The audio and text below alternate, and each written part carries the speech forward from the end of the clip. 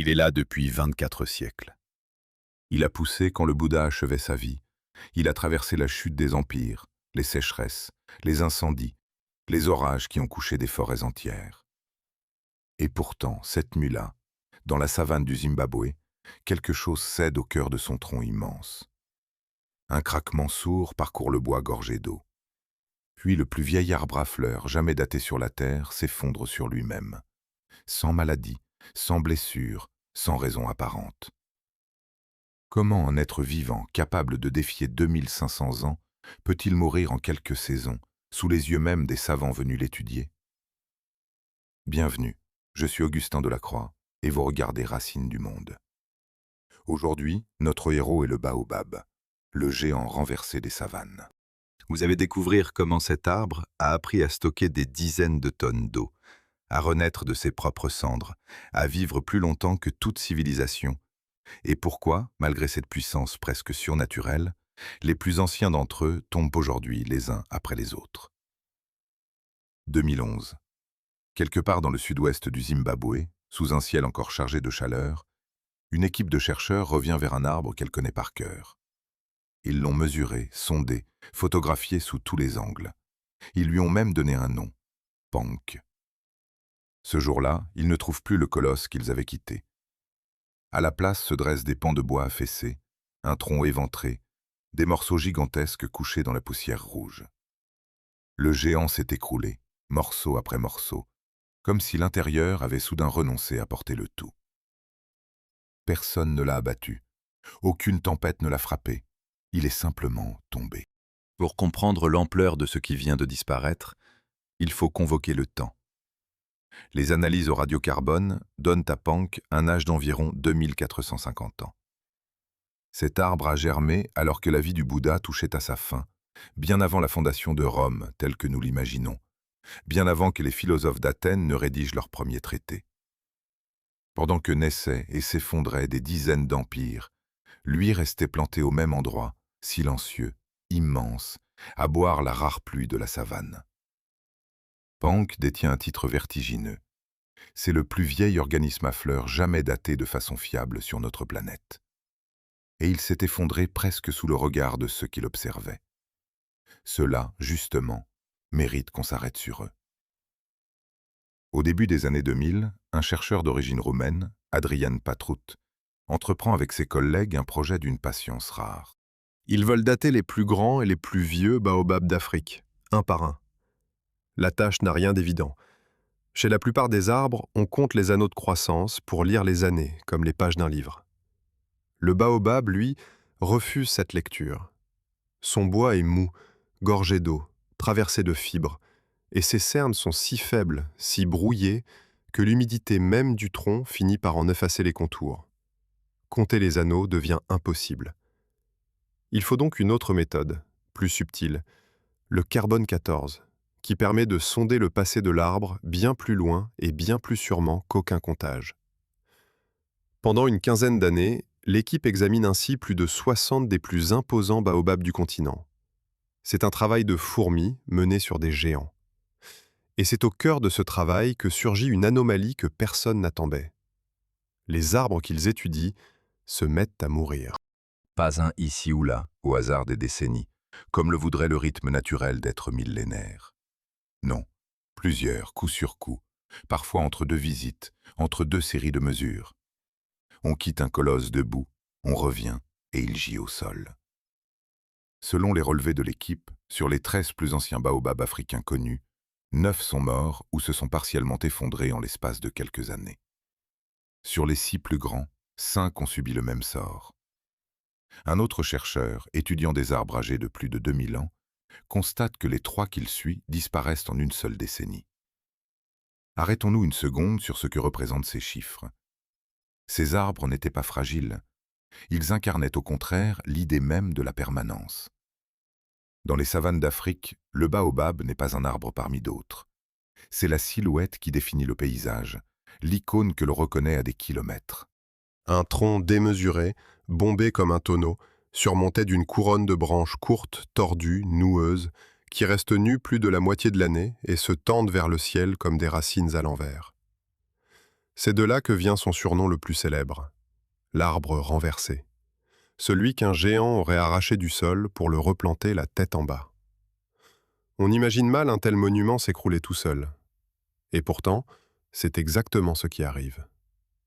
Ce qui frappe les scientifiques, c'est l'absence de coupable évident. Pas de champignons ravageurs, pas d'épidémie identifiable, pas de parasites qui viendraient ronger le bois. Les baobabs concernés ne présentent aucun signe classique de maladie. Ils sont là, majestueux, et soudain ils ne le sont plus. L'un des chercheurs a résumé le vertige de la situation par une phrase qui en dit long.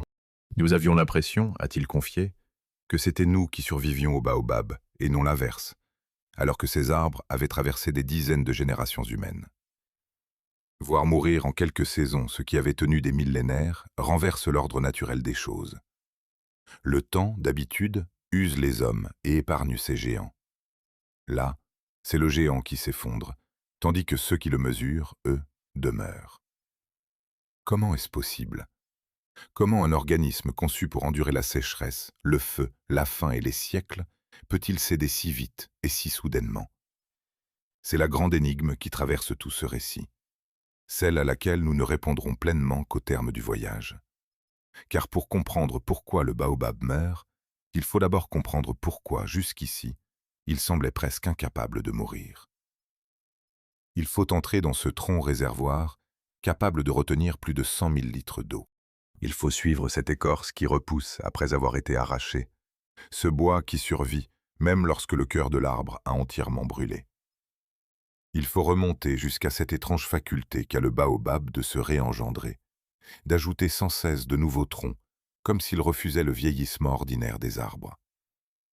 Chacune de ces prouesses raconte un chapitre d'une même histoire, celle d'un être façonné par des millions d'années d'aridité pour tenir là où tout le reste succombe. Le baobab a fait de l'attente un art, de la privation une force, de la lenteur une arme. Il ne fuit pas la sécheresse, il l'absorbe, la stocke, la traverse. Il ne redoute pas le feu comme les autres, il le laisse passer et repart. Et il ne compte pas les années comme nous, parce qu'il a trouvé le moyen, en apparence, de ne presque jamais finir. C'est précisément ce qui rend sa chute actuelle si troublante. Un arbre bâti pour l'éternité ne devrait pas tomber ainsi, sans prévenir, sans blessure, à la vue de tous. Quelque chose a changé, non pas dans l'arbre, mais autour de lui. Quelque chose que ces colosses, pour la première fois en 2500 ans, ne parviennent plus à endurer. Pour deviner de quoi il s'agit, il ne suffit pas de regarder l'arbre tomber. Il faut savoir d'où il vient. Et sa véritable origine, celle que les savants ont longtemps cherchée au mauvais endroit, ne se trouve pas là où l'on croyait, mais de l'autre côté d'un bras de mer, sur une île où poussent des baobabs que le reste du monde n'a jamais vus. Une île se dresse dans l'océan Indien, séparée du continent africain par un large bras de mer. Sur sa côte occidentale, dans la lumière rasante du crépuscule, une allée de colosses gris s'étire vers l'horizon. Des troncs lisses, hauts, presque droits, coiffés d'une couronne aplatie, se découpent en silhouette noire sur un ciel embrasé d'orange. Ils semblent monter la garde, alignés le long d'un chemin de terre, comme les piliers d'un temple dont le toit aurait disparu. Ce sont des baobabs, eux aussi, mais d'une espèce que l'on ne rencontre nulle part sur le continent d'en face.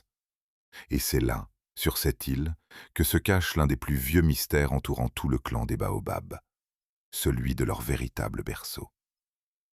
Longtemps, la réponse a semblé évidente.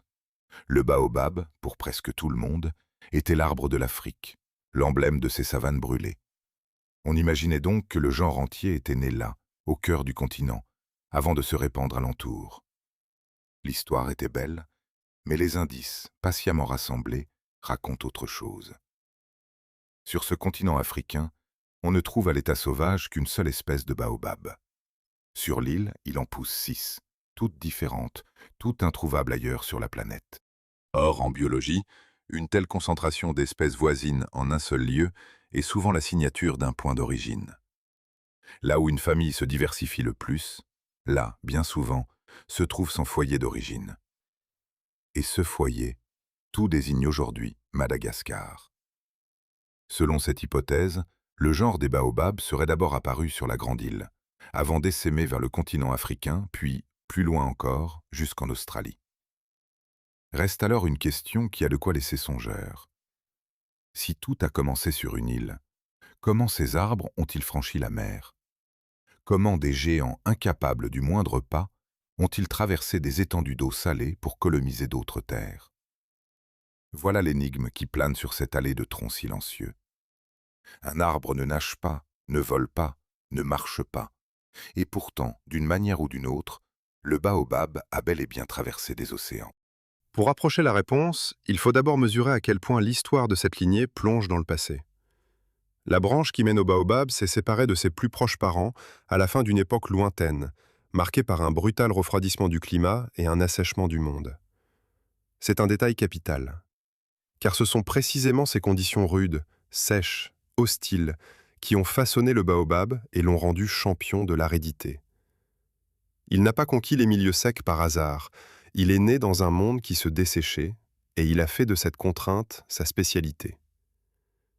Ses cousins encore vivants les plus proches ne se trouvent pas en Afrique, mais de l'autre côté de l'Atlantique, en Amérique du Sud. Ce lien lointain rappelle une vérité que l'on oublie facilement. Les continents que nous voyons aujourd'hui séparés étaient autrefois liés, et les plantes gardent en elles la mémoire de ces anciennes parentés. Un cas, en particulier, a longtemps nourri les imaginations. À l'autre bout du monde, dans le nord-ouest de l'Australie, pousse un baobab que les habitants appellent le boab, l'arbre bouteille. C'est le seul baobab sauvage à vivre hors d'Afrique et de Madagascar. Sa présence, si loin de tous les autres, semblait miraculeuse. Une hypothèse séduisante voulait qu'il soit un vestige d'un temps où un unique supercontinent réunissait les terres du globe. En se fracturant, voilà des dizaines de millions d'années, ce continent géant aurait dispersé les ancêtres du baobab sur des rivages appelés à dériver chacun de leur côté. L'idée était magnifique, elle avait tout pour être vraie. Elle se heurte pourtant à un obstacle têtu. Si le baobab australien s'était séparé des autres il y a des dizaines de millions d'années, le temps aurait creusé entre eux un fossé immense. Or, quand on l'examine de près, le boab d'Australie ressemble étonnamment à ses parents africains. Les différences sont bien trop faibles pour un divorce aussi ancien. Cette proximité trahit une vérité plus modeste et, à sa façon, plus étonnante encore. Le boab est une espèce bien plus jeune que la légende ne le prétendait. Il n'a pas voyagé sur le dos d'un continent qui se brisait.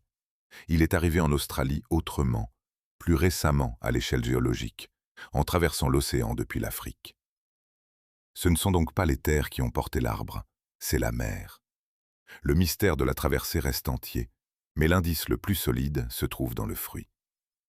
Le baobab produit de grandes coques ligneuses, résistantes, remplies de graines. On sait aujourd'hui que de tels fruits peuvent flotter, dériver au gré des courants marins, puis échouer sur un rivage lointain où la graine intacte germera. C'est l'une des explications les plus vraisemblables du grand voyage. Les savants n'ont pas tranché sur tous les détails, et certains se demandent même si la main de l'homme n'a pas joué un rôle dans l'une ou l'autre de ces migrations. Mais l'image demeure saisissante, celle d'une coque emportée par la houle, minuscule radeau de vie ballotté pendant des semaines, portant en son cœur l'avenir d'une nouvelle forêt sur une terre encore vierge de baobab. C'est sur cette île de tous les commencements qu'un naturaliste français est entré sans le savoir dans la légende de l'arbre. Au milieu du XVIIIe siècle, un jeune explorateur du nom de Michel Adanson observe un baobab sur une petite île du Sénégal et en rédige la première description complète et détaillée, croquis à l'appui. L'arbre le bouleverse. De toutes les plantes qu'il a étudiées, écrit-il en substance, c'est peut-être la plus utile qui soit. Adanson vivait en Afrique, et il buvait chaque jour, matin et soir, une boisson tirée de la pulpe du fruit. Il était convaincu que cette habitude entretenait sa robuste santé. En hommage à cet homme, le grand naturaliste qui organisa la classification du vivant donna plus tard son nom au genre tout entier. Mais le nom populaire, lui, ne bougea pas. Baobab il était, baobab il resta, un mot venu vraisemblablement d'une expression arabe signifiant à peu près le fruit aux nombreuses graines. Ainsi se dessine le vrai visage du géant. Non pas un pur enfant de l'Afrique, comme on l'a longtemps cru, mais un voyageur venu d'une île, façonné par un monde qui se desséchait, capable de confier sa descendance au courant pour conquérir des continents. Cette origine explique déjà beaucoup de sa force. Un arbre né de l'aridité et du grand large ne pouvait qu'être taillé pour l'endurance. Et l'on pressent dès lors pourquoi sa mort brutale déconcerte à ce point. Ce que l'on voit s'effondrer aujourd'hui, c'est le fruit de millions d'années d'adaptation à la rudesse, un chef-d'œuvre de résistance qui n'aurait jamais dû plier si vite. Mais cette conquête cache une dépendance que l'on soupçonne rarement, car un baobab ne se répand pas tout seul. Pour franchir la mer, il a fallu des courants. Pour peupler une savane, il faut bien autre chose.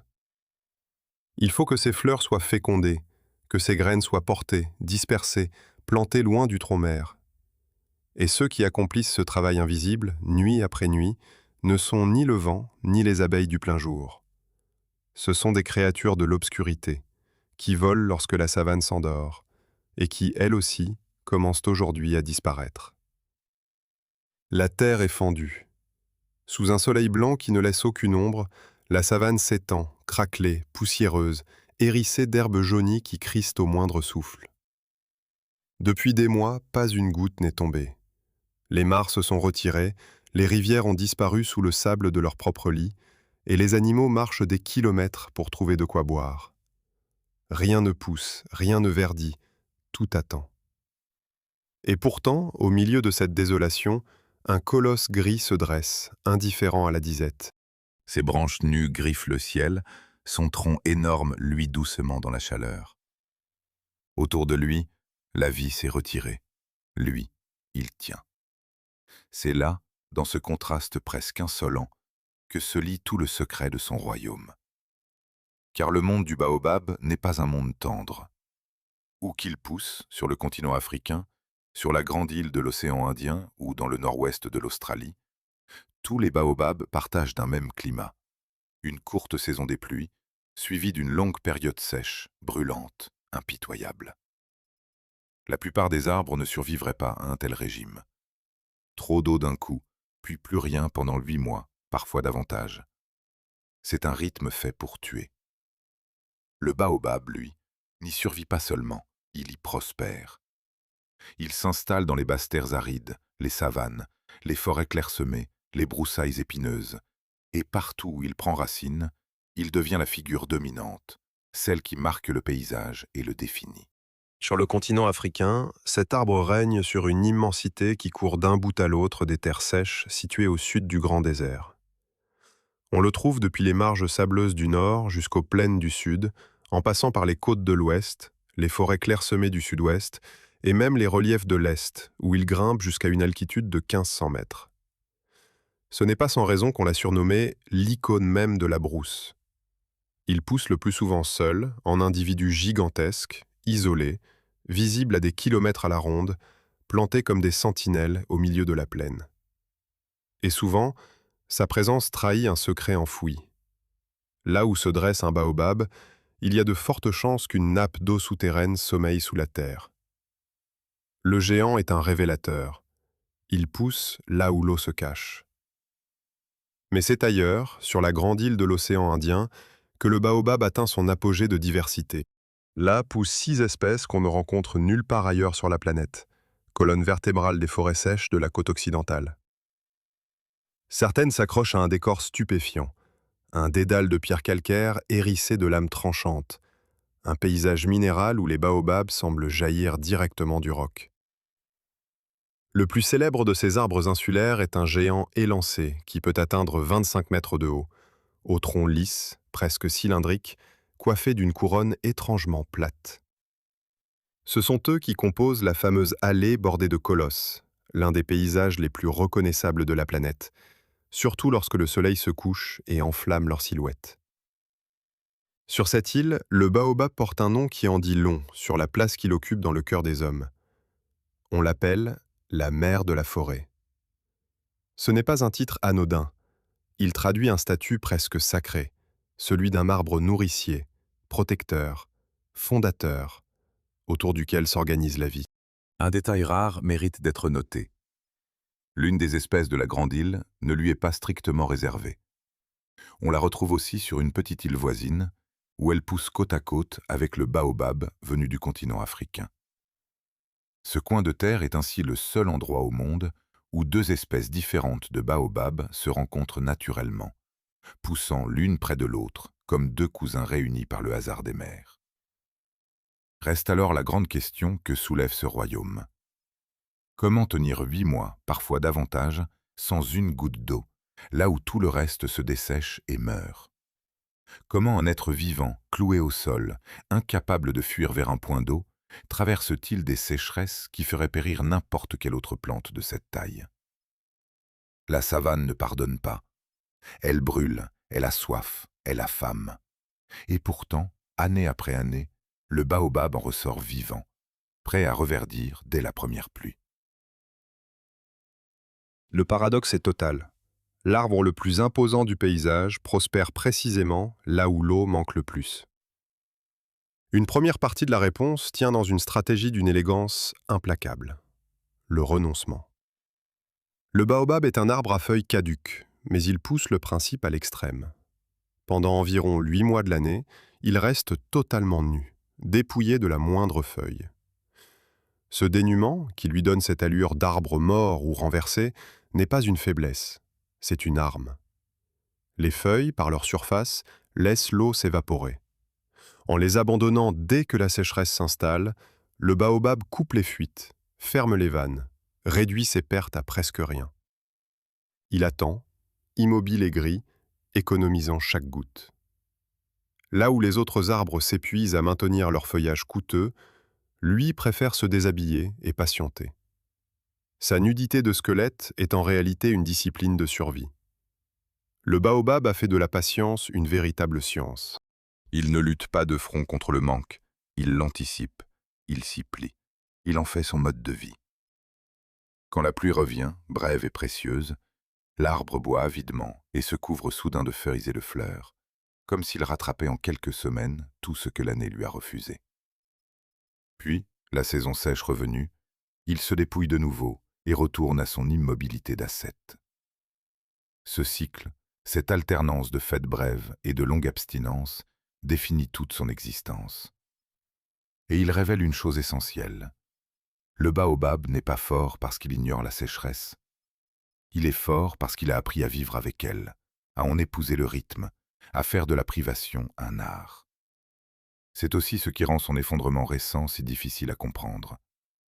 Un arbre bâti pour endurer des siècles de disette, rompu à la patience, taillé pour l'attente, ne devrait pas céder sous quelques saisons plus dures. Si les pluvieux tombent aujourd'hui, c'est peut-être que la sécheresse elle-même est en train de changer de nature, de franchir un seuil que même ce maître de l'aridité ne sait plus traverser. Mais avant d'en arriver là, une énigme demeure. Renoncer à ses feuilles limite les pertes. Encore faut-il avoir de l'eau à préserver. Or, pendant ces longs mois sans pluie, où l'arbre puisse-t-il de quoi vivre, fleurir et nourrir ses fruits? La réponse ne se voit pas de l'extérieur. Elle est enfermée à l'intérieur du tronc, dans un réservoir secret dont aucun autre arbre de la planète ne possède l'équivalent. Une lame s'enfonce dans l'écorce. Un éléphant, poussé par la soif, laboure le flanc du géant de ses défenses, arrache de longues fibres, mâche le bois tendre pour en tirer le suc. Ailleurs, ce serait une blessure mortelle. Mettre à nu le cœur d'un arbre revient d'ordinaire à le condamner. Ici, il en va autrement. Sous la peau déchirée n'apparaît pas un bois dur et sec, mais une chair pâle, humide, spongieuse, gorgée de liquide comme une éponge saturée. L'éléphant boit à même le tronc. Et l'arbre, lui, saigne un peu d'eau, puis referme lentement sa plaie. Ce que la bête vient de percer, ce n'est pas un simple tronc, c'est un réservoir. Voilà le grand secret du baobab, la clé de sa domination sur les terres arides. Son tronc démesuré, bombé comme un tonneau, n'est pas une fantaisie de la nature, c'est une machine à survivre. Le baobab est une plante grasse, un immense succulent déguisé en arbre. Pendant la brève saison des pluies, quand l'eau abonde soudain, il ne se contente pas de boire pour l'instant présent. Il emmagasine, il gonfle. Il stocke l'eau dans son bois tendre et fibreux, transformant tout son tronc en une citerne vivante. et les quantités qu'il retient laissent rêveur. Les plus grands spécimens seraient capables de conserver entre 100 000 et 120 000 litres d'eau dans leur seul tronc. De quoi remplir plusieurs citernes, de quoi tenir des mois sans une goutte de pluie, de quoi nourrir ses fruits alors que tout, alentour, s'est desséché. Cette réserve explique enfin l'énigme laissée en suspens. Là où les autres plantes dépendent, jour après jour, de la pluie et du sol, le baobab, lui, a fait provision. Il porte en lui son propre puits. Pendant les longs mois d'aridité, il puise dans ce trésor liquide accumulé au temps de l'abondance, s'auto-alimentant en silence, tandis que la savane agonise. C'est cette autonomie qui lui permet de fleurir et de fructifier en pleine sécheresse, comme s'il ignorait la disette qui frappe le monde autour de lui. Sa forme même, ce ventre énorme qui intrigue tous ceux qui le découvrent, n'est rien d'autre que la silhouette d'un survivant. Plus le tronc est large, plus la réserve est grande, plus longtemps l'arbre peut défier la soif. Chez certains individus, la surface du tronc se plisse, se creuse de replis et de sillons. Là encore, rien n'est gratuit. Ces cannelures guident la pluie et la rosée vers le bas, les canalisent le long du bois jusqu'aux racines, comme des gouttières naturelles conçues pour ne rien laisser perdre. Chaque averse, si rare soit-elle, est ainsi captée, dirigée, recueillie. Le diamètre des plus grands baobabs atteint 9, 10, 11 mètres et davantage, et la circonférence des colosses peut dépasser 25 mètres. La longueur d'un autobus enroulé autour d'un seul tronc. Et pourtant, dans cette masse immense, il y a étonnamment peu de bois véritable. L'essentiel n'est que tissu mou et gorgé d'eau. Le géant est bâti moins pour la force que pour la soif. Mais ce tronc-citerne ne se contente pas de stocker l'eau. Il défie aussi le feu. L'écorce du baobab, lisse et fibreuse, possède une propriété rare. Elle est remarquablement résistante aux flammes. Lorsqu'un incendie de savane balaie la plaine, dévorant l'herbe sèche et carbonisant les arbres ordinaires, le baobab, lui, encaisse et continue de vivre. Mieux encore, il repousse ce que d'autres perdent à jamais. Une écorce arrachée par un éléphant, par un troupeau ou par la main de l'homme se régénère. L'arbre referme la plaie, reconstitue sa peau, efface peu à peu la cicatrice. Cette double faculté, résister au feu et refaire son écorce, en fait un authentique pionnier des terres brûlées, capable de survivre là où presque tout a péri.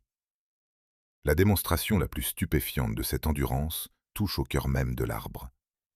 Beaucoup de vieux baobabs sont creux, et l'on pourrait croire à un signe de mort intérieure. Il n'en est rien. Un baobab peut continuer de vivre, de croître et de refaire son écorce alors même que tout le centre de son tronc a entièrement brûlé, réduit en cendres par un feu qui a couvé à l'intérieur. Le cœur détruit, le géant tient debout et poursuit sa vie comme si de rien n'était. C'est une résilience presque incompréhensible pour un arbre ordinaire, chez qui la moindre atteinte au cœur du tronc annonce la fin. Reste alors un mystère qui a longtemps intrigué. Comment un tronc presque dépourvu de bois solide, creux en son milieu, gonflé d'eau, peut-il ne pas s'effondrer sous son propre poids? La réponse tient à la manière très particulière dont le baobab se construit. Chez la plupart des arbres, le creux au centre du tronc résulte de la lente pourriture de la partie la plus ancienne. Chez le baobab, le mécanisme est inverse. La cavité des plus grands et des plus vieux sujets ne vient pas de la décomposition. Elle naît de la façon dont l'arbre grandit. Car le géant ne pousse pas comme un tronc unique qui gonflerait indéfiniment. Il ajoute, avec le temps, de nouveaux troncs, 3, 5, parfois jusqu'à 8 tiges qui jaillissent des racines et se soudent peu à peu les unes aux autres. En fusionnant, elles forment un anneau de bois autour d'un espace central. C'est cette couronne de tiges soudées qui donne au baobab à la fois sa masse colossale et sa cavité intérieure. Ces cavités atteignent des dimensions à peine croyables. Elles sont parfois si vastes que des hommes s'y tiennent debout, s'y abritent, s'y réunissent. Au fil de l'histoire, on a transformé le creux des baobabs en entrepôt, en refuge, en lieu de culte, en prison, en abri pour voyageurs. L'un d'eux, dans le sud de l'Afrique, avait été aménagé en débit de boissons. Sa cavité intérieure pouvait accueillir jusqu'à 60 personnes à la fois, réunies à l'abri sous des parois de bois vieilles de plusieurs siècles. Un arbre devenu maison, un tronc devenu salle. Voilà jusqu'où va la démesure du baobab. Ainsi se dessine le portrait d'un géant conçu pour l'invulnérabilité. Il stocke des dizaines de tonnes d'eau, résiste au feu, refait sa peau, survit même le cœur consumé et bâtit son propre corps en soudant plusieurs troncs en un seul. Chacune de ces prouesses semble le placer hors d'atteinte, presque au-delà de la mort. Et c'est précisément ce qui rend sa chute actuelle si vertigineuse. Comment un être aussi solidement armé contre tout peut-il céder d'un coup, sans blessure, sans feu, sans sécheresse fatale? Quelque chose échappe encore à l'explication. Car cette manière qu'a le baobab d'ajouter sans fin de nouveaux troncs ne fait pas que le rendre énorme et creux. Elle cache une seconde énigme, bien plus troublante. Celle d'un arbre qui semble ne jamais vraiment vieillir, comme s'il avait trouvé le moyen de se recommencer indéfiniment et de tromper le temps lui-même. Le vent se lève sur la savane, et le géant se met à gronder. Un son grave, rauque, presque animal, monte de ses branches tordues quand l'air s'y engouffre et se faufile entre les rameaux noueux. Ce n'est pas un bruissement de feuilles, c'est un grondement profond, qui semble sortir du corps même de l'arbre. Un peuple du sud de l'Afrique connaît bien ce colosse. Il l'appelle l'arbre qui rugit. Sous son écorce dort une vie qui se compte non pas en années ni en décennies, mais en siècles, en millénaires. Cet arbre a vu passer des dizaines de générations d'hommes, et il grondera encore longtemps après que ceux qui l'écoutent aujourd'hui auront disparu. Comment un être vivant en arrive-t-il là? Comment traverse-t-on 2000 ans? La première difficulté, pour qui veut percer ce secret, est de lire l'âge de l'arbre. Chez la plupart des arbres, chaque année laisse une trace, un anneau de croissance, un cerne, une ligne inscrite dans le bois. Il suffit de compter pour remonter le temps. Le baobab, lui, brouille les pistes. Son bois est mou, gorgé d'eau, et ses cernes sont si faibles, si mal marquées, que l'humidité même du tronc finit par les effacer. Compter les anneaux ne mène à rien.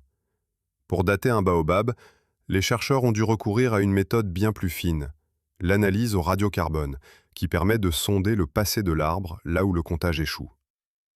Et ce que cette méthode a révélé dépasse tout ce qu'on imaginait. Les chiffres donnent le vertige. Le plus vieux baobab jamais daté de façon fiable avait environ 2450 ans lorsqu'il s'est effondré. Sa vie avait commencé alors que s'achevait celle du Bouddha. D'autres colosses ont livré des âges à peine moins stupéfiants.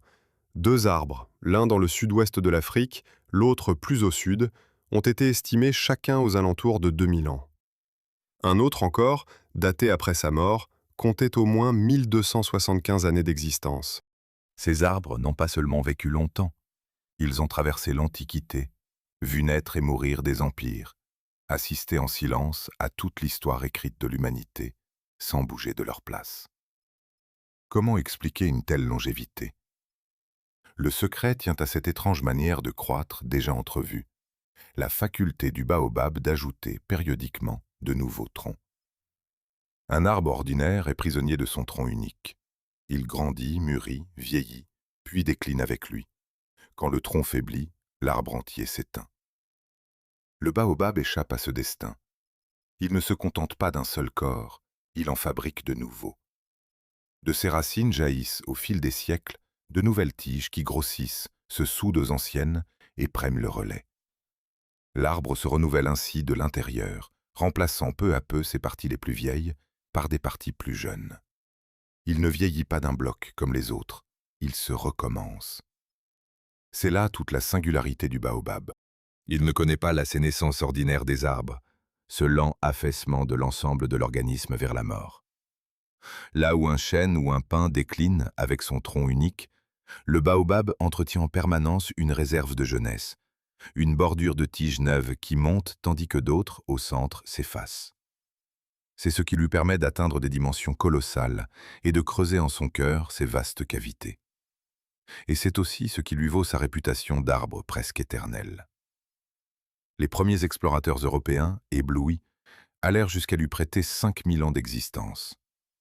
Le radiocarbone a depuis refroidi ces estimations. Mais même ramené à 2000, 2500 ans, Le baobab reste l'un des êtres vivants les plus anciens de la planète et le plus vieux des arbres à fleurs producteurs de graines. Il faut mesurer ce que cela signifie. Un être qui se réengendre sans cesse, qui remplace ses parties usées, qui ne dépend pas d'un tronc unique voué à faiblir, est un être qui, en théorie, ne porte en lui aucune date de fin. Le baobab ne semble pas programmé pour mourir de vieillesse. Tant qu'il peut faire monter de nouvelles tiges, tant qu'il peut refaire son écorce, refermer ses plaies, survivre au feu et à la soif, rien, dans sa propre biologie, ne paraît condamné. C'est ce qui rend le baobab si fascinant et si déroutant. Face à lui, la question habituelle s'inverse. On ne se demande plus comment il parvient à vivre si longtemps. On se demande ce qui, un jour, pourrait bien l'arrêter. Et c'est ici que le récit rejoint son énigme centrale. Car ce mécanisme de survie, cette faculté de se recommencer indéfiniment, est précisément ce qui rend la mort récente des plus vieux baobabs si incompréhensible. Un arbre qui ne vieillit pas comme les autres ne devrait pas s'effondrer comme les autres. Un être bâti pour se renouveler ne devrait pas céder d'un coup, sans blessure, sans cause visible. Or, c'est exactement ce que les chercheurs ont vu se produire. Les colosses qu'ils étudiaient, ceux-là même qui incarnaient cette quasi-immortalité, se sont mis à tomber les uns après les autres, souvent entre deux visites, sans qu'aucune maladie ne vienne l'expliquer. Le mécanisme réputé infaillible s'est enrayé. Il y a là un renversement profond. Pendant des millénaires, le baobab a paru gagner sa partie contre le temps. Il stockait l'eau contre la sécheresse, refaisait sa peau contre les blessures, ajoutait des troncs contre le vieillissement. Chaque menace trouvait sa parade. Et voilà que soudain, la parade ne suffit plus. L'arbre qui se réengendre n'arrive plus à se réengendrer assez vite, ou assez fort, pour tenir tête à ce qui l'assaille désormais. La faille n'est pas dans un organe, ni dans un défaut de l'arbre. Elle est dans le rapport entre le géant et le monde qui l'entoure. Un monde qui, pour la première fois en 2500 ans, se transforme plus vite que lui. Ce que l'on croyait être la force absolue du baobab devient ainsi le lieu même de sa vulnérabilité. Sa longévité extraordinaire n'est pas une garantie d'éternité, c'est une lenteur. Se recommencer prend du temps. Ajouter un tronc, refaire une écorce, reconstituer une réserve d'eau, tout cela s'inscrit dans le rythme patient des siècles. Tant que le monde changeait lentement, cette lenteur était une force. Si le monde se met à changer vite, elle pourrait devenir un piège. Le géant, si bien armé contre les épreuves d'autrefois, se retrouve peut-être désarmé face à une épreuve d'un genre nouveau, à laquelle rien dans sa longue histoire ne l'a préparé. Mais avant de suivre cette piste jusqu'au bout, il faut se pencher sur le maillon le plus fragile de toute cette longévité.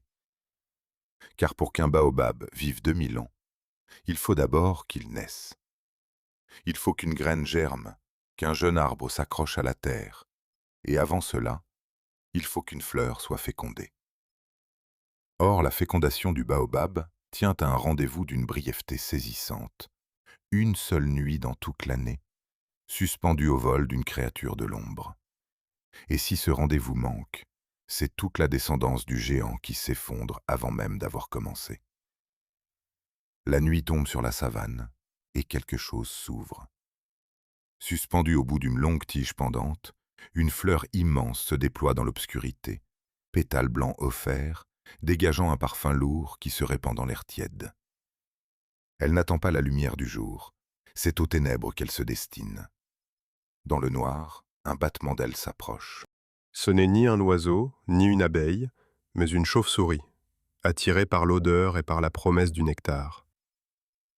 Elle plonge le museau au cœur de la fleur, se poudre de pollen sans le savoir, puis repart vers un autre géant plus loin. En cet instant précis se joue tout l'avenir de l'arbre. Et cet instant ne durera qu'une nuit, car la fleur du baobab est une splendeur éphémère.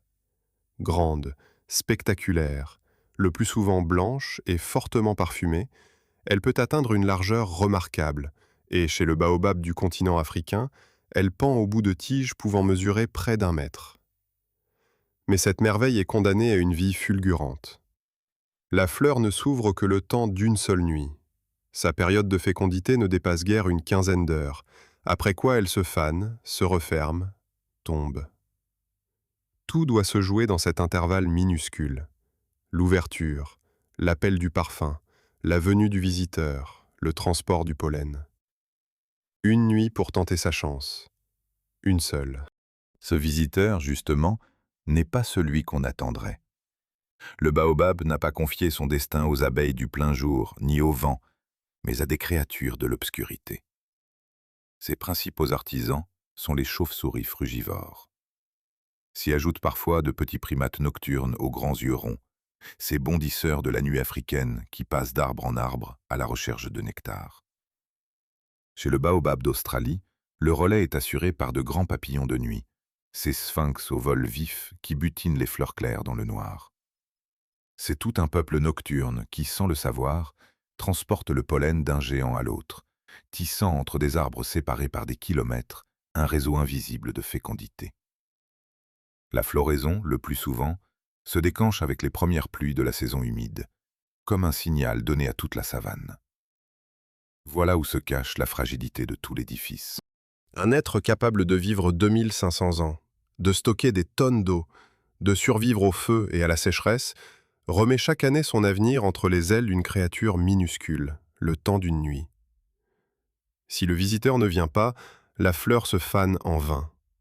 Le pollen n'est pas transporté, la fécondation n'a pas lieu, et cette fleur-là ne donnera aucun fruit, aucune graine, aucun descendant.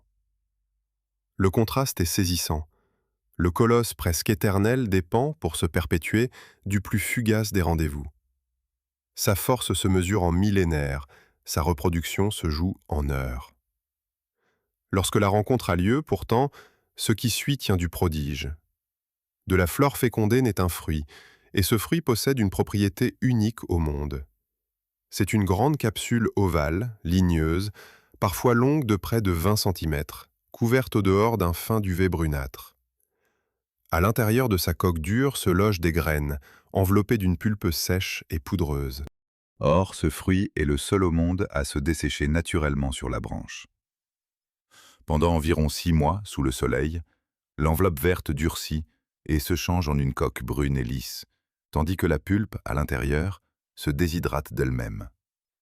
Aucun autre fruit ne fait cela.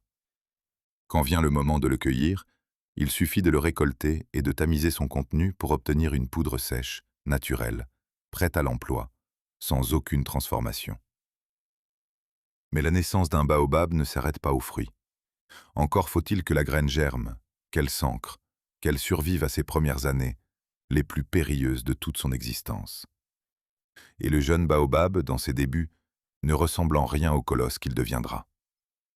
Le géant adulte porte des feuilles composées, découpées en 5 à 7 folioles disposées en éventail, comme les doigts d'une main ouverte.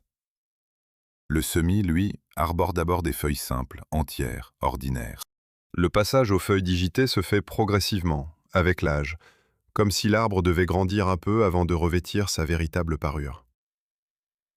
À ce stade, la jeune plante est vulnérable, broutée par les herbivores, desséchée par le soleil, concurrencée par les herbes, elle doit franchir une à une les épreuves qui déciment l'immense majorité des graines avant qu'elles n'atteignent l'âge adulte.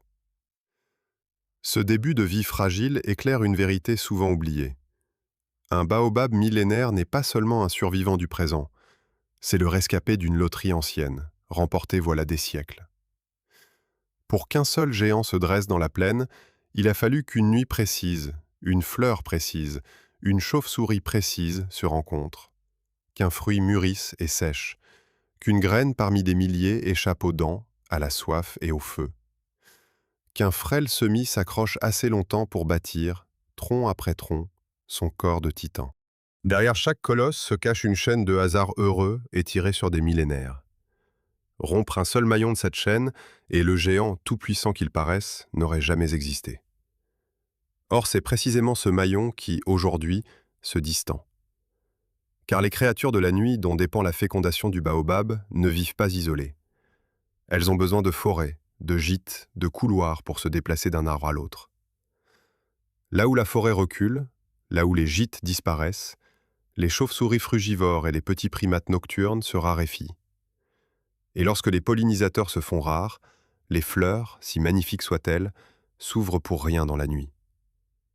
Les fruits se font moins nombreux, les graines aussi. Et les jeunes baobabs, déjà si rares à survivre, deviennent plus rares encore.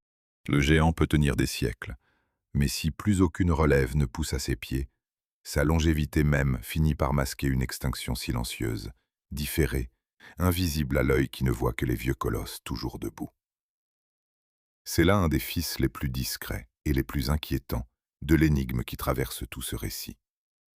On cherche pourquoi les plus vieux baobabs tombent, mais peut-être faut-il aussi se demander pourquoi si peu de jeunes montent pour les remplacer. La mort des géants et la rareté des relèves pourraient bien être les deux visages d'un même bouleversement. Et ce bouleversement, on commence à le pressentir, ne frappe pas l'arbre seul. Il atteint tout le monde tissé autour de lui, ce peuple d'animaux, d'insectes et de plantes dont le baobab est à la fois l'abri, le puits et le pilier. Car ce géant n'est pas seulement un arbre, il est, à lui tout seul, une forêt entière, un monde dont dépendent des centaines de vies et qui s'effondre avec lui. À la tombée du jour, le géant s'anime. Dans les replis de son écorce, un lézard file se mettre à l'abri. Une chouette s'installe à l'entrée d'une cavité, guettant la plaine. Plus haut, dans le creux d'une branche, des abeilles sauvages entrent et sortent d'un essaim logé au cœur du bois tendre. Une nuée de chauves-souris se détache de la couronne et part butiner les fleurs à peine ouvertes, tandis qu'au pied du tronc, des singes fouillent le sol à la recherche de fruits tombés. Un seul arbre, et pourtant une foule. Autour de ce colosse gravite un peuple entier, comme si le baobab n'était pas un être isolé, mais une ville dressée au milieu de la savane. Ce n'est pas une image, c'est une réalité biologique. Car un baobab adulte n'est pas seulement un arbre, c'est un écosystème à lui tout seul. Son surnom d'arbre de vie ne vaut pas que pour les hommes. Il s'applique tout autant au monde sauvage. Le géant tient un rôle de premier plan dans l'équilibre de toute la savane aride. Ses racines massives, étalées, retiennent la terre et la protègent de l'érosion. Elles maintiennent l'humidité du sol, participent au recyclage de nutriments, ancrent le paysage. Là où il pousse, il structure tout l'espace autour de lui, devenant un plan d'appui pour la vie, un pôle autour duquel s'organise l'existence de dizaines d'espèces. On parle parfois d'espèces ingénieurs, pour désigner ces êtres qui façonnent l'habitat des autres. Le baobab en est l'exemple parfait. Son corps même est une offrande de refuge. Les fentes, les crevasses, les cavités de son tronc abritent de petits reptiles, des insectes, des chauves-souris. Les oiseaux nichent dans les creux, à l'abri des prédateurs. Les chauves-souris se repaissent du nectar abondant de ses fleurs nocturnes. Les singes se régalent de ses fruits nourrissants. Chaque partie du géant nourrit ou loge quelqu'un. Et dans les cavités de son bois, les abeilles sauvages trouvent un logis de choix. Elles percent le bois mou et installent leur colonie au creux du tronc, faisant du baobab une source de miel de premier ordre. Dans bien des régions, les hommes ont compris le manège et aménagent délibérément les creux du géant pour y installer leurs ruches. Le baobab devient ainsi un nœud de biodiversité, un carrefour où se croisent, se nourrissent et s'abritent une multitude de vies. Mais le service le plus vital que rend le baobab au monde vivant, c'est l'eau. Rappelons-nous ce réservoir enfermé dans son tronc, ces dizaines de milliers de litres accumulés au temps des pluies. En pleine sécheresse, quand toute source s'est tarie, cette réserve fait du géant une véritable bouée de sauvetage pour la faune. Un seul baobab peut stocker assez d'eau pour soutenir des communautés animales entières, voire des écosystèmes entiers, à travers les périodes les plus sèches. Là où le monde s'assèche et meurt de soif, le géant, lui, garde en lui de quoi tenir. Et ce qu'il garde, d'autres viennent le lui prendre. C'est là qu'intervient un paradoxe brutal. Le même trésor d'eau qui fait du baobab un sauveur en fait aussi une cible. Les éléphants, poussés par la soif, s'attaquent à son écorce et à son bois tendre pour en tirer l'humidité. Ils déchirent la peau du géant, arrachent de larges pans de fibres, creusent le tronc de leur défense. Parfois, ils s'acharnent au point de fragiliser l'arbre à l'excès, jusqu'à ce qu'il finisse par s'écrouler sous les assauts répétés. En période de disette, ânes et animaux sauvages mâchent eux aussi l'écorce et le bois pour en extraire le suc. Les jeunes feuilles, les fruits, les graines Les résidus du pressage nourrissent le bétail et la faune. Le baobab donne son eau, sa chair, ses feuilles. Il se laisse entamer pour que d'autres survivent. Ce don a un prix, et ce prix, c'est parfois sa propre intégrité. Il faut se garder ici de tout jugement hâtif. L'éléphant qui déchire un baobab ne le fait pas par cruauté, mais par nécessité, poussé par la même soif que l'arbre est justement conçu pour affronter. Dans un paysage vaste et peu peuplé, ces dégâts font partie de l'équilibre ancien de la savane. Quelques arbres souffrent, la plupart survivent, et le cycle se poursuit. Le problème surgit lorsque cet équilibre se déforme, lorsque l'eau se raréfie ailleurs et que la pression sur les baobabs s'intensifie. Ce qui n'était qu'une entaille supportable peut alors devenir une blessure de trop. La frontière entre le service rendu et le danger encouru est mince, et elle se déplace au gré des sécheresses. Le rôle écologique du géant ne s'arrête pas là. Le baobab est aussi un pionnier, l'un de ces rares êtres capables de s'installer là où presque tout a péri.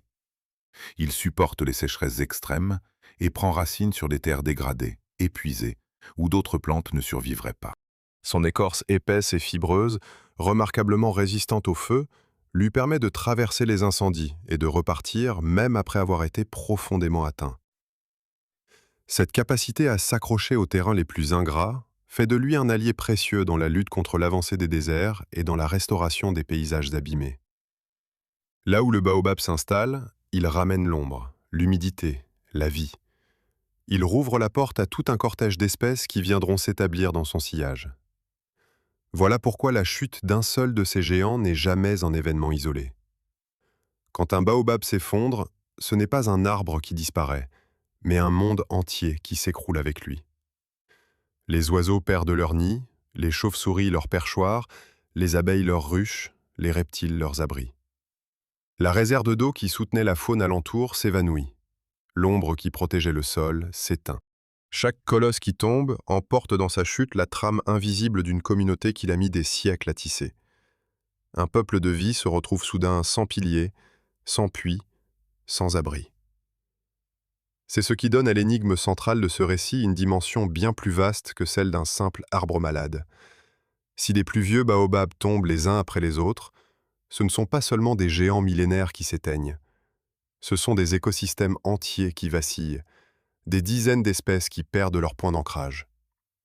La mort d'un baobab est une onde qui se propage bien au-delà de son tronc. Et cette fragilité nouvelle, qui menace à la fois l'arbre et le monde suspendu à lui, oblige à regarder du côté de celui qui, plus que tout autre, a lié son destin au baobab depuis la nuit des temps. Car si l'arbre a tant donné à la savane et à ses bêtes, il a donné plus encore à une autre créature, celle qui, aujourd'hui, tient peut-être entre ses mains la clé de son salut, comme de sa perte. Le soleil écrase un village de la savane. Sous la couronne d'un baobab, à l'ombre du seul géant à des kilomètres à la ronde, une femme mélange une poudre pâle à de l'eau fraîche. Le liquide prend une teinte laiteuse, une saveur acidulée, presque vineuse. Elle entend un bol à un enfant fiévreux, puis boit à son tour. Autour d'elle, tout provient de l'arbre. La corde qui retient le fagot vient de son écorce, le remède qui apaise la fièvre vient de son fruit, l'ombre qui protège du soleil vient de sa ramure. Dans les régions les plus sèches, pendant des siècles, cet arbre a été littéralement la différence entre la vie et la mort. Le surnom qu'on lui donne n'a rien d'un ornement poétique, c'est un constat. On l'appelle l'arbre de vie, et l'on recense entre sa seule écorce et son fruit plus de 300 usages différents. Nourriture, eau, remède, abri, fibres pour les cordes et les tissus, combustible, matière pour l'artisanat, presque chaque partie du géant trouve un emploi. Mais s'il fallait ne retenir qu'un trésor, ce serait son fruit. Cette pulpe sèche, poudreuse, tapie dans la coque ligneuse, s'est hissée ces dernières années au rang d'aliments recherchés à travers le monde, et pour de bonnes raisons. C'est l'un des aliments naturels les plus denses en nutriments de la planète, un concentré de vie enfermé dans une coque de bois. Sa vedette, c'est la vitamine C. Rapportée au poids, la pulpe du baobab en contient bien davantage que l'orange. Selon les sources, 6 à 10 fois plus à quantité égale. Une simple cuillerée à soupe de poudre, une dizaine de grammes à peine, suffit à couvrir environ un tiers, parfois jusqu'à 40%, des besoins quotidiens d'un adulte. Et cette vitamine-là n'est pas fabriquée en laboratoire. Elle est naturelle, donc mieux assimilée par l'organisme que bien des compléments de synthèse. Or, l'être humain, contrairement à la plupart des animaux, ne sait pas produire lui-même sa vitamine C. Son manque, autrefois, se traduisait par le scorbut, ce fléau des marins au long cours. Le baobab, lui, en est un réservoir naturel, une réponse offerte par la savane à une carence qui a tué des multitudes. Mais la vitamine C n'est qu'un début. Par son pouvoir antioxydant, le baobab compte parmi les tout premiers fruits du monde. À poids égal, il renfermerait environ 2 fois plus d'antioxydants que la baie de goji et davantage que la myrtille et la grenade réunies. Ces antioxydants neutralisent les radicaux libres, ces molécules instables qui abîment les cellules et que l'on associe au vieillissement et à bien des maladies chroniques. La pulpe est aussi remarquablement riche en fibres. Elle en contient près de la moitié de son poids, dont une bonne part de fibres solubles qui agissent comme un puissant prébiotique, nourrissant les bonnes bactéries de l'intestin. Et l'on sait aujourd'hui combien la santé de ce microbiote influe sur tout, de l'humeur à l'immunité. À cette richesse s'ajoutent le potassium, le magnésium, le fer, le zinc. Pour le seul potassium, minéral essentiel aux nerfs et aux muscles, le baobab dépasserait de plusieurs fois la banane, pour t'en citer en exemple. Le fruit n'est pourtant pas le seul cadeau du géant, et les différentes parties de l'arbre se complètent avec une justesse frappante. Les feuilles, bouillies et mangées comme des épinards, sont riches en calcium et en une protéine de grande qualité, facile à digérer, renfermant tous les acides aminés essentiels. Les fleurs elles-mêmes sont comestibles, les jeunes pousses et les racines aussi. Les graines, grillées, se grignotent comme une collation ou se transforment en une boisson rappelant le café. Elles contiennent des matières grasses, des protéines et quantité de micronutriments. De l'huile tirée de ces graines, on fait des cosmétiques prisés, notamment pour hydrater et nourrir la peau, où la vitamine C soutient la fabrication du collagène et aide le teint à rester ferme et lumineux. Il n'est pas anodin que la poudre de baobab ait été, dit-on, le tout premier produit alimentaire vendu au rayon beauté d'un grand magasin londonien de prestige, comme une promesse de beauté venue de l'intérieur. L'ingéniosité des hommes a exploité chaque fibre du géant. De l'écorce filandreuse, on tresse des nattes, des cordes, des paniers, des filets, des lignes de pêche. On en tire du papier et de l'étoffe. Le bois sert de combustible et de matériaux. La pulpe acidulée, chargée d'acides organiques, servait au peuple éleveur à faire cailler le lait, en guise de présure naturelle. Le miel logé dans les cavités du tronc est réputé de première qualité. Rien ne se perd. Ce dévouement total du baobab aux besoins humains a de quoi émerveiller. Un seul arbre nourrit, soigne, désaltère, habille, abrite et éclaire. Il faut cependant garder la tête froide, car le baobab n'est pas une panacée. Ses graines et sa pulpe renferment aussi des substances qui peuvent gêner légèrement l'assimilation de certains nutriments, même si leur quantité reste trop faible pour poser problème à la plupart des gens, dans le cadre d'une alimentation équilibrée. Les études sur ses vertus les plus spectaculaires, contre l'inflammation par exemple, ont surtout été menées sur des animaux et demandent encore à être confirmées chez l'homme sur l'ampleur réelle de ses bienfaits. Et la prudence invite à voir dans le baobab ce qu'il est vraiment. Un aliment exceptionnellement nourrissant, non un remède miracle. Employé comme simple aliment, il est reconnu sûr. Employé comme médicament, il mérite l'avis d'un spécialiste. Ce lien intime entre l'arbre et l'homme dure depuis des temps immémoriaux, et il porte en lui une ambiguïté profonde. Pendant des millénaires, cette alliance fut heureuse. Le géant donnait, les hommes récoltaient, et l'arbre, robuste, s'en trouvait rarement menacé. On cueillait ses fruits sans l'abattre, on prélevait son écorce qui repoussait, on s'abritait dans ses creux sans le détruire. L'homme vivait du baobab, et le baobab n'en souffrait guère. Mais cette relation ancienne est en train de basculer. L'arbre qui, hier, nourrissait les hommes sans presque rien perdre, se retrouve aujourd'hui, en bien des endroits, à devoir être protégé d'eux, de leur feu, de leur défrichement, de leurs champs qui grignotent la forêt. C'est un renversement lourd de sens, et il touche au cœur de l'énigme qui court tout au long de ce récit. Le géant réputé presque invincible n'a plus seulement à affronter la soif, le feu et les siècles. Il doit désormais composer avec un monde humain qui se transforme à toute allure. Or, ce même arbre, avant même de nourrir les corps, a nourri les imaginations. Sa silhouette étrange, ses branches nues dressées comme des racines, sa générosité sans fin ont fait de lui, partout où il pousse, bien plus qu'une ressource, une légende vivante. Et dans ces récits que les hommes se transmettent depuis la nuit des temps se cache, presque à leur insu, une intuition troublante sur le sort qui pourrait un jour frapper le géant renversé. Autour du grand tronc, à la nuit tombée, les hommes se rassemblent. Les anciens s'assoient au pied du géant, adossés à son écorce tiède encore de la chaleur du jour. On allume un feu, on fait passer la parole, on tranche les querelles, on scelle les alliances. Depuis des générations, c'est ici, sous cette couronne, que se décide la vie de la communauté. Le baobab n'est pas un simple décor de ces assemblées.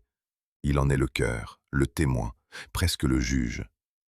Massif, quasi éternel, planté au milieu du village, il donne la nourriture, les remèdes, les matériaux, et son ombre abrite les palabres. Autour de lui s'organisent les récits, les rites, les cérémonies. Il est le centre du monde des hommes, et à ce titre, il porte le poids des légendes.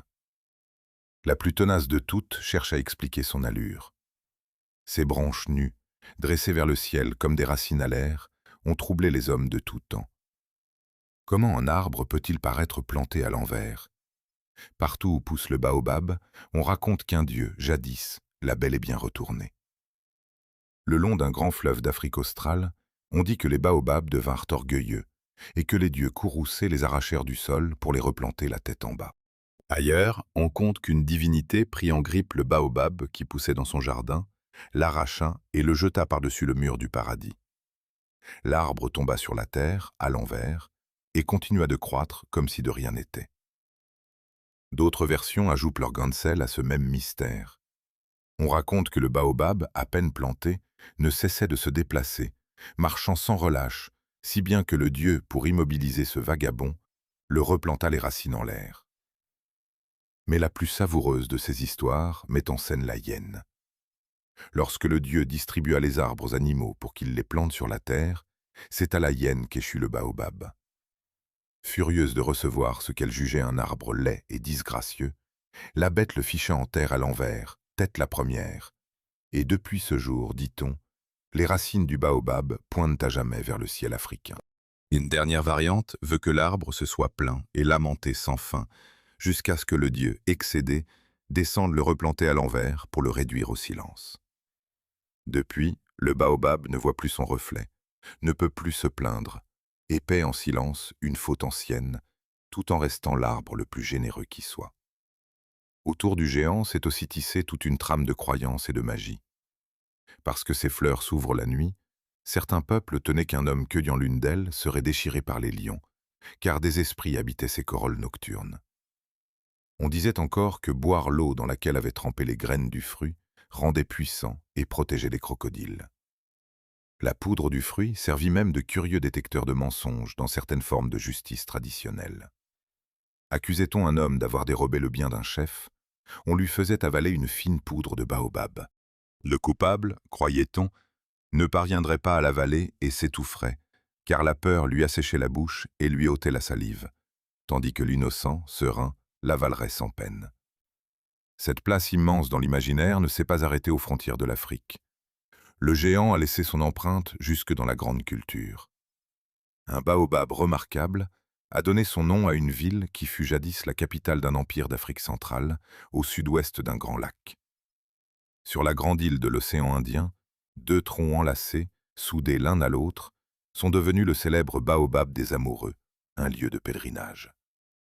Et dans l'un des contes les plus lus au monde, celui d'un petit prince venu d'une autre planète, le baobab tient un rôle inattendu et sombre. Sur son minuscule astre, le héros s'acharne à arracher les jeunes pousses de baobab dès qu'elles percent le sol. Car si on les laisse grandir, leurs racines puissantes finiront par déchirer la planète tout entière et la briser en morceaux. Il est frappant de voir combien cette image littéraire semble prendre le contre-pied de la réalité. Dans le conte, le baobab est une menace, une force envahissante et destructrice qu'il faut sans cesse combattre pour sauver le monde. Les commentateurs y ont souvent lu le symbole d'une idéologie dévorante, cherchant à engloutir la planète. Le baobab imaginaire tue le monde, on l'arrache pour le sauver. Or, ce que nous découvrons aujourd'hui, dans la savane bien réelle, dessine l'exact miroir inversé de cette fable. Ce ne sont pas les baobabs qui menacent de briser la Terre, c'est la Terre, ou du moins le monde tel qu'il change, qui menace de briser les baobabs. Le renversement est saisissant, et il rejoint au plus près l'énigme qui traverse tout ce récit. Dans le conte, le géant est un danger si redoutable qu'il faut le déraciner sans pitié. Dans la vie, le géant est un bienfaiteur si précieux, si chargé de sens et de mémoire, qu'il faudrait tout faire pour le retenir debout. L'un menace un monde imaginaire, l'autre soutient un monde réel. Et pourtant, c'est ce second baobab, le vrai, le nourricier, le sacré, celui sous lequel les hommes ont rendu la justice et raconté leurs origines, qui vacille aujourd'hui. Les légendes disaient un arbre puni par les dieux, condamné à vivre à l'envers, mais increvable dans son silence. La réalité, elle, montre des colosses qui tombent pour de bon, sans se relever. Car derrière ces histoires transmises depuis la nuit des temps, se cache une vérité que les hommes pressentaient peut-être sans la formuler. Un arbre que l'on croyait éternel, planté au centre du village comme au centre du monde, n'était peut-être pas aussi indestructible qu'il en avait l'air. Les récits l'imaginaient châtié mais toujours debout, muet mais increvable. La science, désormais, raconte autre chose. Les plus vieux de ces géants, ceux qui avaient traversé l'Antiquité et vu s'écrire toute l'histoire humaine, se sont mis à s'effondrer les uns après les autres, en l'espace de quelques années à peine, sous le regard incrédule de ceux qui les étudiaient. Le drame, cette fois, n'a rien d'une fable. Il est réel, il est mesuré, il est documenté. Et il est temps, enfin, de nommer ce qui tue les immortels. Un homme s'agenouille près d'un tronc gigantesque, ou plutôt de ce qu'il en reste. Sous ses mains, le bois affaissé, les pans éventrés, les fibres arrachées d'un colosse qui, la dernière fois qu'il l'a vu, se dressait encore vers le ciel. Il connaissait cet arbre. Il l'avait mesuré, sondé, daté. Il savait qu'il avait traversé 2000 ans. Et le voilà couché dans la poussière, sans qu'aucune tempête, aucune hache, aucune maladie ne l'ait frappé. Le chercheur reste là, silencieux, devant le cadavre de l'être qu'il croyait presque éternel. C'est cette scène, répétée d'année en année aux quatre coins de l'Afrique australe, qui a fini par imposer une question que nul ne pouvait plus éluder. Qu'est-ce qui, aujourd'hui, tue les immortels? Le constat d'abord, dans toute sa froideur. L'équipe qui, pendant une quinzaine d'années, avait daté les plus grands baobabs du continent, aboutit à un bilan glaçant, publié dans une revue scientifique en 2018. Sur les 13 plus anciens baobabs africains connus, 9 sont morts ou se sont partiellement effondrés en l'espace de quelques années. Sur les 6 plus grands, 5 ont subi le même sort. Parmi les 3 arbres dépassant les 2000 ans, les 3 ont disparu en une seule décennie. Et parmi une dizaine d'autres âgés de 1000 à 2000 ans, plus de la moitié se sont écroulés. Ces géants n'ont pas décliné doucement, comme ils siéraient à des êtres millénaires. Ils sont tombés, brutalement, presque ensemble, comme fauchés par une même lame invisible. Un détail, dans ce désastre, oriente toute l'enquête. Les colosses foudroyés ne sont pas répartis au hasard. Ils se concentrent dans le sud du continent africain, à la limite méridionale de l'ère du baobab, tout au bord de la zone où l'espèce parvient à vivre. Ce n'est pas la mort des baobabs en général, c'est la mort des arbres installés à la frange extrême de leur royaume. Or, c'est précisément là, sur ces marges, qu'un être vivant est le plus vulnérable au moindre changement de ses conditions. Un baobab planté au cœur de son domaine dispose d'une marge de sécurité. Le même arbre, poussé à la lisière de ce que son espèce peut supporter, vit en permanence au bord du gouffre. Il suffit alors d'un léger basculement pour le faire tomber. Ce basculement, les chercheurs l'ont nommé. Ils écartent la piste de la maladie. Aucun champignon, aucune épidémie, aucun parasite identifiable ne rend compte de ces morts. Ce qu'ils mettent en cause, c'est le climat. La hausse des températures et la multiplication des sécheresses, particulièrement marquées dans le sud de l'Afrique, frappent les baobabs de deux manières. Tantôt, elles les tuent directement, en asséchant au-delà du supportable des arbres déjà installés à leurs limites. Tantôt, elles les affaiblissent, les rendant plus vulnérables à la soif, aux maladies, aux incendies, au vent, jusqu'à ce qu'une cause seconde achève un géant que le climat avait déjà miné. Le phénomène n'est pas isolé. D'autres arbres anciens du monde subissent des assauts comparables, comme ces séquoias géants qui, sur un autre continent, souffrent eux aussi de la sécheresse. Voici donc, enfin, la clé de l'énigme posée dès les premières minutes de ce récit. Comment un être bâti pour l'éternité peut-il s'effondrer en quelques saisons? La réponse tient dans un mot: la vitesse. Le baobab n'a jamais été invincible, il était endurant. Toute sa puissance reposait sur une stratégie de lenteur. Stocker l'eau au fil des mois, refaire son écorce au fil des années, ajouter un tronc au fil des siècles, se recommencer avec la patience du temps long. Tant que le monde changeait lentement, cette lenteur était une force imbattable. Mais lorsque le climat se met à basculer en quelques décennies, la lenteur devient un piège mortel. Le géant ne meurt pas de vieillesse, ni de maladie, ni de faiblesse.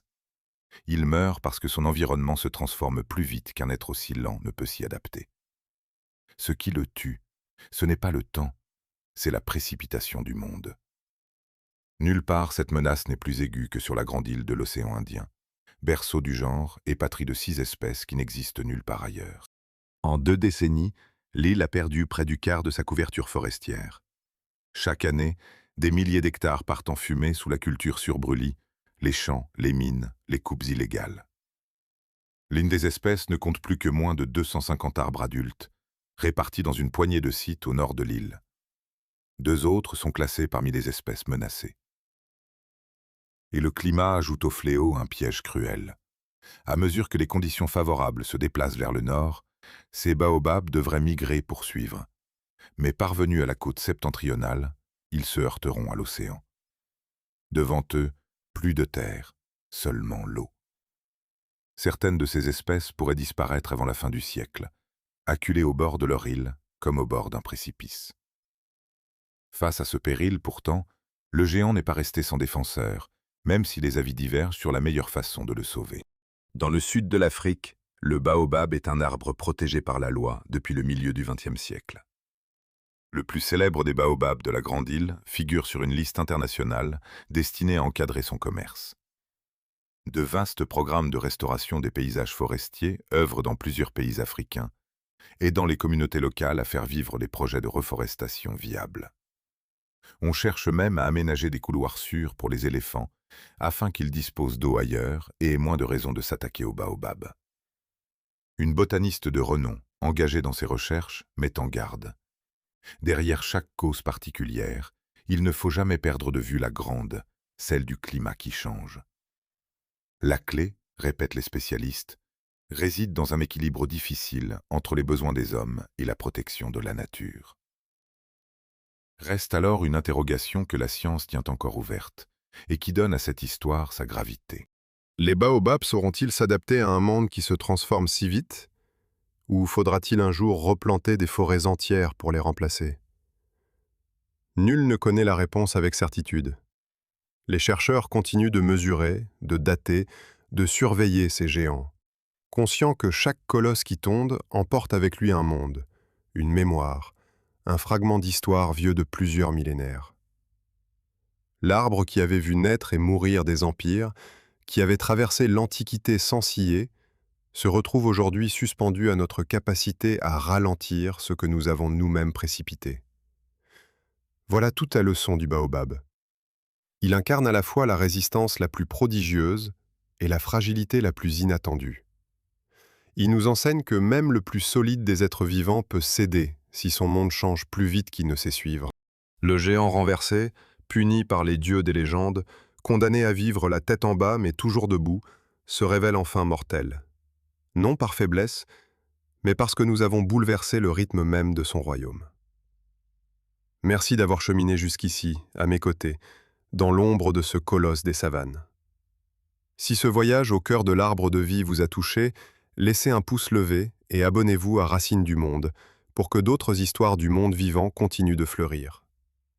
Prenez soin de vous et à très bientôt sous la couronne d'un autre géant.